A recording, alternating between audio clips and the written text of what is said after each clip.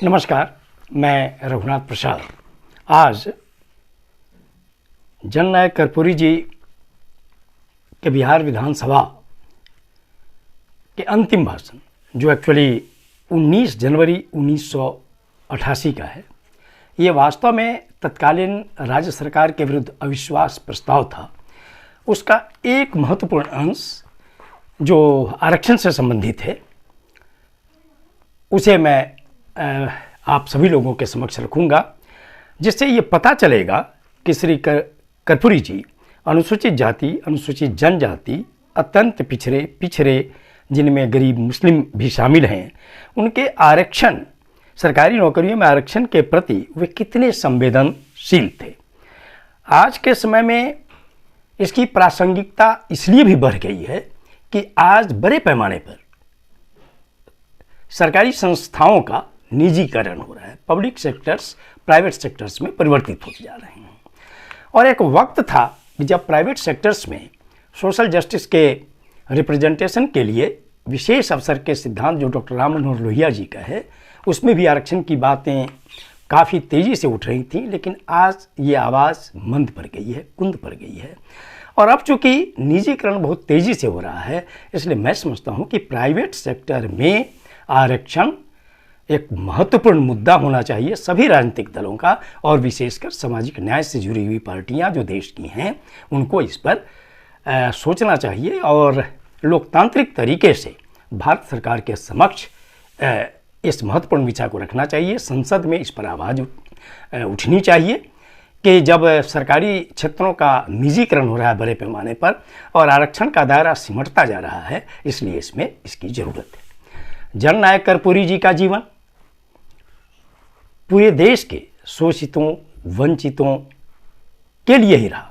वे आजीवन संघर्ष ही करते रहे हैं और उनका मूल्यांकन तो निश्चित तौर पर देश आज भी कर रहा है और हजारों वर्षों तक उनके योगदान को लोग याद करेंगे कि उन्होंने शोषितों, वंचितों के लिए सारा जीवन कैसे जिया और कितना संघर्षमय उनका जीवन रहा।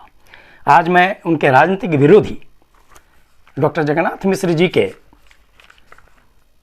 श्रद्धांजलि संदेश का सिर्फ एक पारा जो ऊपर का है, उसे मैं पढ़कर आपके समक्ष रखूंगा, जिससे आप ये समझेंगे कि वास्तव में मैंने उनके समर्थक के जो हैं लेख, वो तो अलग हैं, ये विरोधी थे, राजनीतिक विरोधी, इसलिए इनकी महत्ता ज़्यादा है और बड़े बड़े विरोधियों का मैं बारी बारी से आज न कल प्रस्तुत करूंगा। बस जब 17 फरवरी 1988 को देहावसान हुआ है जननायक कर्पूरी जी का, तो एक वर्ष बाद पहली पुण्यतिथि पर जो स्मृति ग्रंथ छपे, उसमें ये श्रद्धांजलि संदेश है डॉक्टर जगन्नाथ मिश्रा साहब का। उसमें उसका प्रथम स्टेंजा है, श्री कर्पूरी ठाकुर के द्वारा बिहार विधानसभा में दिए गए भाषणों को अगर संग्रह किया जाए तो संभवतः राजकाज पर वह सर्वाधिक रोचक कमेंट्री सिद्ध होगी।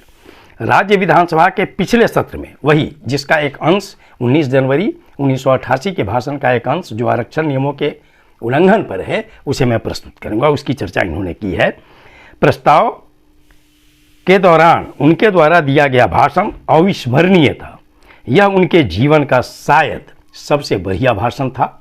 मैं यह सोचता हूँ कि यदि इस भाषण को छापकर जनता के बीच विस्तृत किया जाए तो यह जनता के लिए सर्वश्रेष्ठ दस्तावेज सिद्ध होगा। बिहार के सामाजिक एवं राजनीतिक जीवन में कर्पूरी जी के योगदान को शब्दों में व्यक्त कर पाना कठिन ही नहीं, असंभव है। मैं यहाँ पर यह जोड़ना चाहूँगा कि कर्पूरी जी ने केंद्र बिंदु बनाया जरूर बिहार की राजनीति को, लेकिन उन्होंने आजीवन देश की राजनीति को प्रभावित किया अपने कर्मों से, अपने संघर्षों से, अपने सिद्धांतों से। अब मैं उस अविश्वास प्रस्ताव का जो दुर्भाग्यवश ये अंतिम भाषण सिद्ध हुआ जननायक कर्पूरी जी का बिहार विधानसभा में, उसका सिर्फ आरक्षण पर जो उनकी भावना है उसे मैं प्रस्तुत कर रहा हूँ, ज्यों करती हूँ। आपको पता है, इस सरकार ने, किसी दूसरी सरकार ने नहीं, जिला स्तर पर जो आरक्षण था पिछड़े वर्गों के लिए, जिला स्तर पर जो आरक्षण की सुविधा प्राप्त थी, उस आरक्षण को समाप्त कर दिया।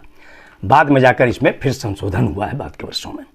डॉक्टर जगन्नाथ मिश्र की भी सरकार थी, स्वर्गीय चंद्रशेखर बाबू की भी सरकार थी, और आज श्री दुबे जी मुख्यमंत्री हैं, उनकी सरकार है।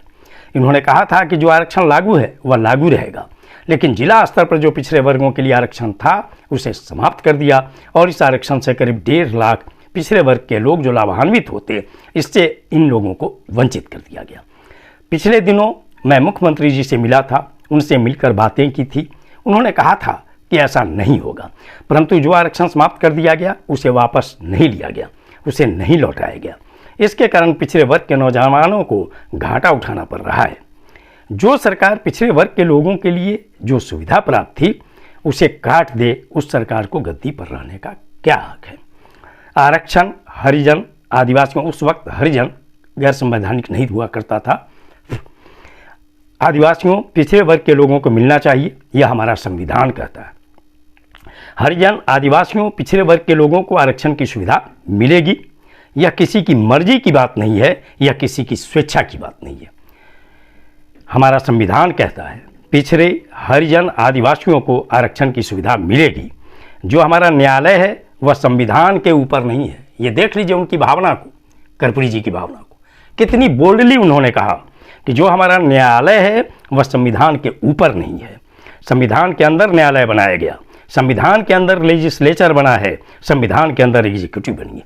मतलब कि न्यायपालिका, कार्यपालिका, विधायिका तीनों संविधान के अंदर है। संविधान से ऊपर कुछ नहीं हो सकता है। आज के समय में कई जो बातें आ रही हैं तो उस वक्त ये लगता है कि कर्पूरी जी ने कैसे दूरदर्शिता दिखलाई थी। उस वक्त इन्होंने इस बात को कहा था कि एक वक्त आएगा संविधान के अंदर ही पिछड़े वर्ग हरिजन आदिवासियों को आरक्षण की सुविधा मिली है, मगर फिर भी इन्हें आरक्षण की सुविधा नहीं मिली। मैंने भारत सरकार का परिपत्र देखा है, एक बार नहीं कई बार देखा है।